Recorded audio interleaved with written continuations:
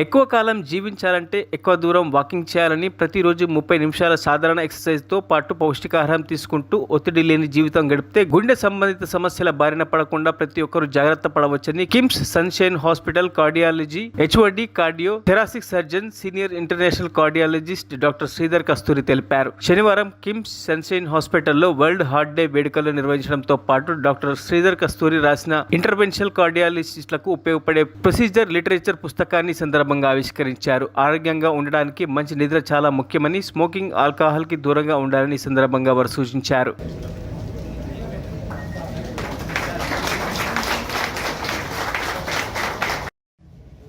Most important contributing for cardiovascular disease is hypertension. Hypertension alone contributed to 10 billion.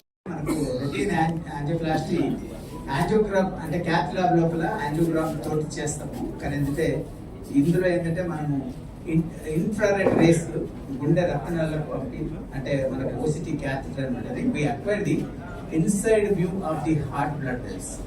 దాంతో ఏంటంటే మనకు రక్తనాళాల్లో ఎలాంటి బ్లాక్ ఉంది, ఈజ్ ఇట్ లిపిడ్ బ్లాక్, కాల్షియమా, fibrous block, truncal obesity very common, insulin resistant diabetes is very common. So ఇవన్నీ ఉన్నప్పుడు ఆల్రెడీగా మనకు genetical improvement, but we're taking smoking, మనం ప్యాసివ్గా ఉన్నాము, ఎక్కువ ఎక్సర్సైజ్ చేయలేము, డైట్ అంటే మనము డెత్ రేట్ కూడా చూస్తే world wide hypertension 10 millions అయితే మన dietary factors only 6 million deaths కాదు. The diet plays a big role. Please pay attention to diet whatever you are taking and blood pressure control చేయండి, sugar adequate treatment control, LDL cholesterol compulsory below 70 ఉంచుకోండి. అదేవిధంగా దూరం ఉండండి, ఈ weight gain కాకుండా. గుండె సంబంధిత అంటే కోవిడ్లో ఏంటంటే మనకు బ్లడ్ వెజల్స్ లోపల ఉన్న పొరని ఎండతీయలేదు. కోవిడ్ అనేది it has a special affinity to effect the endotheliitis అంటారు. రక్తనాళ గోడలు ఉన్న లోపల పొరలకు వచ్చే ఇన్ఫ్లమేషన్ ఈ వైరస్ అనేది.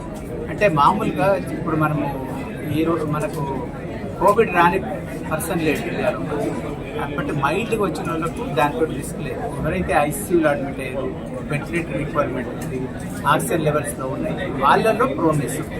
బట్ అదర్వైజ్ మైల్డ్ ఉండి వార్డులలో ఉండి తర్వాత ఏసిమ్టమాటిక్ ఉన్న వాళ్ళకు ప్రోనెస్ ఉండదు.